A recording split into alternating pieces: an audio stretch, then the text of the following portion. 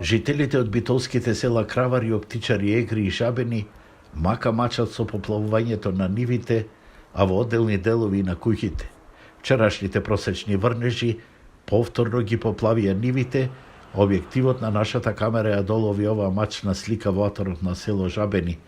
Загрижени од ваквите состојби, представници од овие села јавно реагираат и како што велат, надлежните да се разбудат од зимскиот сон и да им ги чистат каналите, зашто покрај стравот трпат и огромни штети.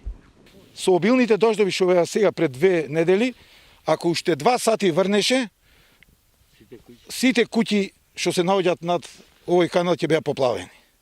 Кај нас има до мај месец вода. Не можеме ни да посеиме например и житните култури што се и тие ќе изгинат и се е поплавено. И сега може да се оди на лице место да се види дека има 1 метар висина вода по полето Жабени. Тоа е проблемот. Проблемот е до институциите. Ланските поплави, никаква штета не ни е платена. Некој ја мати работата. Од водостопанство Битолско поле велат дека овие проблеми кај тие села им се познати и дека од пролетва ќе ги санираат. Меѓутоа каналите покрај патот каде има високонапонски кабли се во надлежност на државното претпријатие за патишта, а селските канали треба да ги одржува локалната самоуправа.